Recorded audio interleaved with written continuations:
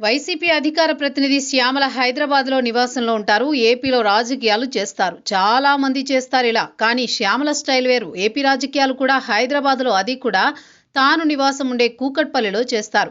ఆమెకు కారుమూరి వెంకటరెడ్డి అనే నేత తోడుగా ఉంటారు. ఇద్దరూ కలిసి కూకట్పల్లిలో సంతకాల సేకరణ, ధర్నాలు, ఆందోళనలు చేస్తూ ఉంటారు.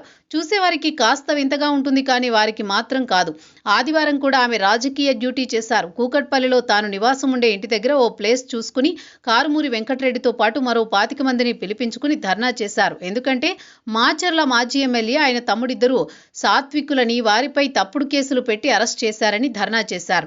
పనిలో పనిగా విడుదల చేయాలని కూడా డిమాండ్ చేశారు. సుప్రీంకోర్టు ఆదేశాలతో వారు కోర్టులో లొంగిపోయారు. రిమాండ్కు వెళ్లారు. ఆ విషయం శ్యామలకు తెలియదో, లేకపోతే పిన్నెల్లి బ్రదర్స్ కోసం తాను ముందుంటానని నిరూపించుకోవాలనుకున్నారు, చేసేశారు. అంతకుముందు మెడికల్ కాలేజీలను పీపీపీ విధానంలోకి మార్చడానికి కూడా సంతకాల సేకరణ అదే కూకట్పల్లిలో చేశారు. ధర్నా చేసిన ప్రాంతంలోనే చేశారు. కారుమూరి వెంకటరెడ్డి కొంతమంది సానుభూతి పరుల్ని మొబిలైజ్ చేసుకుంటూ వస్తే ఆమె రాజకీయం చేస్తున్నారు. అయినా ఏపీలో రాజకీయాలు కూకట్పల్లిలో చేయాలని ఆలోచన ఎందుకు వచ్చిందో వైసీపీ వాళ్ళకు అర్థం కావడం లేదు. ఆమెకు ఎందుకు వచ్చిందో గానీ మీకు ఎందుకు రాలేదని సిగ్గుపడాలని సెటైర్లు వేసుకుని అందరూ లైట్ తీసుకుంటున్నారు.